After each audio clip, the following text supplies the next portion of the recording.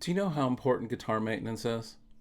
I really thought I did, but I had it driven home again at a deeper level just this last week when I got a guitar back from Alan Carruth.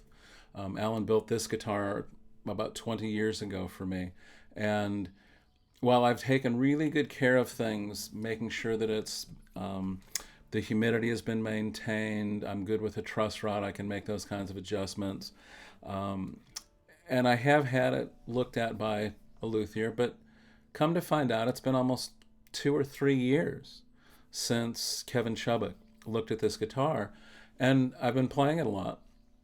And really, without me noticing it, the frets got a little off. Alan did a very short fret dressing on the guitar, and it was absolutely like getting a new guitar. I mean, everything works. Everything that I like about the guitar is right back where it's supposed to be. And it really kind of drove home that point for me that it's really important that for those of us with these fine guitars, and we're pros or semi pros, we're working towards the last 5 or 10% that guitar can give us. It's really a good idea to have a professional look at that instrument to make sure that we can do what it is that we want to do. Recently, the harp guitar. God, it's so hard for me to do this. The harp guitar over here. Um,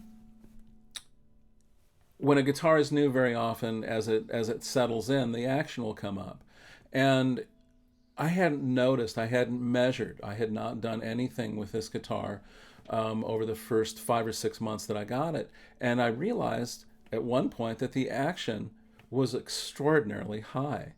And because of the way that Al designed the guitar, I was able to very quickly get the guitar set up in great playing condition.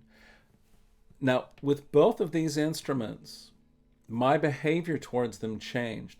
I hadn't necessarily noticed that the action was too high on the harp guitar, or that the strings were necessarily choking on the frets, which is really what was happening here. What happened is that I was playing my other instruments and kind of leaving this guitar and this guitar alone. And so now what's changed for me? Number one is that at the first of every month now, I do a little check, and I measure the action, I make notes. I have the guitars in the same tuning each time that I do it, but it's very easy to do. I just take measurements at the 12th fret, then I'll take measurements at the 5th fret, and take measurements at about the nut, and compare those over time. And if things start moving, then it's time to take some action. The other thing that I'm absolutely going to do is make sure that each one of my 5 Carruth guitars goes to Alan at least once a year for just an overall inspection and checking out. The likelihood that something bad has happened is very rare, but maybe it's going to be a quick fret dressing. Maybe it's going to be a quick tweak of the truss rod. It's kind of just like your own personal health.